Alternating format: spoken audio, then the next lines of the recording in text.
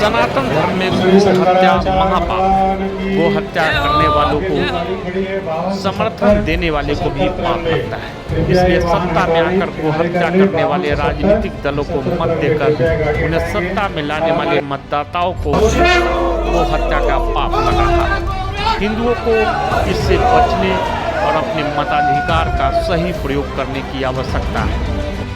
जगत गुरु शंकराचार्य अवमुक्तेश्वरानंद सरस्वती जी महाराज ने आयोजित एक प्रेस वार्ता में कही, स्वामी जी वृंदावन के 14 फरवरी को गो हत्या के विरोध में पदयात्रा कर दिल्ली पहुंचे थे। दिल्ली से डेली न्यूज online.in के लिए कुलवंत कौर के साथ पवन सी लाल की रिपोर्ट थी। बात हम हिंदुओं की है। ये माना जाता है कि ये देश हिंदुओं का है, इसीलिए इसका एक नाम हिंदुस्तान भी है, क्योंकि यहाँ हिंदू बहुतायत में लंबे समय से रह रहे हैं और इसको मातृभूमि और पितृभूमि मानते हैं। जब ये हिंदुस्तान है और हिंदू धर्मशास्त्रों में और हिंदू परंपराओं में गाय को अवत्या कहा गया है, वो मारी नहीं जा सकती है, तो ये बताइए कि हम हिंदुओं के वोट से बनने वाली जो सरकारें हैं वो किस आधार पर राज्य प्रायोजित गौ हत्या करवा रहे हैं। गाय के मांस का विक्रय भारत से फिर कैसे हो रहा है। इसलिए हमको ये कहना पड़ता है कि अगर कोई पार्टी ये कहती है कि हम हिंदू हैं तो बिल्कुल झूठ है, क्योंकि हिंदू होती तो गौ हत्या नहीं करती। गौ हत्या को बढ़ावा दे रहे हैं, इसका मतलब अपने आप को हिंदू तो नहीं कह सकते। तो ऐसी परिस्थिति में जितनी भी सरकारें अभी तक बनी हैं उन सब ने गौ हत्या की है। इसीलिए अब हम अपने हिंदू जनता का ध्यान इस ओर आकृष्ट करना चाहते हैं कि देखो, हमारे यहाँ किसी भी कार्य से पाप भी हो सकता है, पुण्य भी हो सकता है। तो आप जो मतदान करते हो उससे पाप भी हो सकता है, पुण्य भी हो सकता है।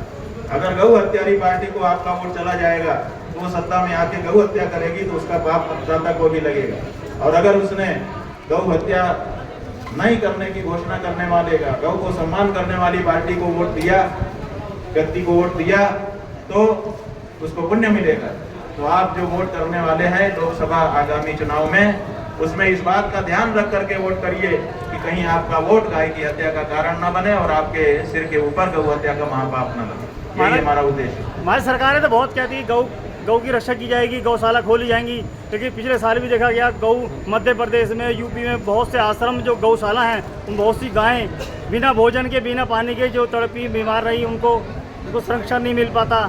और बहुत सारा फंड जो मिलता है लेकिन वो सही उन पर नहीं इस्तेमाल हो पाता है। तो क्या कहना चाहेंगे ऐसे में गौ का क्या रक्षा है? देखिए, बात यह है कि गाय के बारे में जब तक हमारा दृष्टिकोण स्पष्ट नहीं होगा, जब तक हम उसको एक पशु मानते रहेंगे, तब तक ना तो उसकी सही देखरेख हो सकती है, ना तो उसका सम्मान हो सकता है, ना तो उसकी सुरक्षा हो सकती है। इसीलिए हम ये चाहते हैं कि हमारे शास्त्रों में, हमारे पुराने ग्रंथों में पशवो न गावः कह करके गाय को पशु की श्रेणी में नहीं रखा गया है। ऐसी परिस्थिति में राज्य सरकारों और केंद्र सरकार की जो पशु सूची है उसमें जो गाय को रख दिया है उससे हटाया जाए और हटा करके उनको एक अलग सम्मान, हम लोगों ने उसको राष्ट्र माता नाम दिया है, वो दिया जाए, ताकि गाय के बारे में जो आम धारणा है लोगों की वो स्पष्ट हो सके।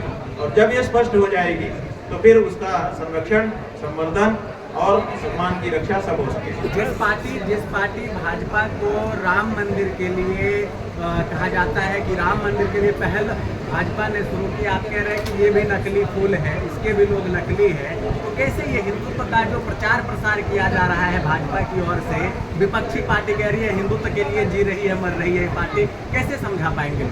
नहीं, हम समझाने की बात सीधी है, कुछ ज़्यादा हमको कला कौशल नहीं दिखाना, आंकड़े पेश नहीं करने हैं। हमारा सीधा सवाल है कि क्या कोई हिंदू गौ हत्या करते हुए भी अपने आप को हिंदू बनाए रख सकता है? बस, अगर गौ हत्या करना है तो हम हिंदू अपने आप को नहीं कह सकते। तो जो पार्टी गौ हत्या कर रही है अपने शासनकाल में, वो रोक सकती है, लेकिन नहीं रोक रही है, बल्कि उसको बढ़ावा दे रही है। गाय को काटने के जो मशीनें हैं उन पे सब्सिडी दे रही है, गाय को काटने के लिए कोई लाइसेंस मांग रहा है उसको दे रही है, गाय काटने वाली कंपनियों से चंदा ले रही है। ये सब क्या है? ये सब सिद्ध करता है, प्रमाण है कि केवल कह देने से कोई हिंदू नहीं होगा। जब तक उसमें गाय का हिंदुत्व का लक्षण ना हो तब तक वो व्यक्ति हिंदू नहीं हो सकता है।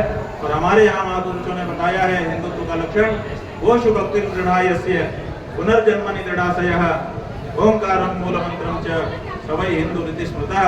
जिसके मन में गाय के प्रति दृढ़ भक्ति हो, पुनर्जन्म और पूर्व जन्म को मानता हो और ओंकार से सभी मंत्र निकले हुए हैं ऐसा विश्वास हो, वही व्यक्ति हिंदू हो सकता है। माने हिंदू होने की पहली शर्त है गाय के प्रति भक्ति।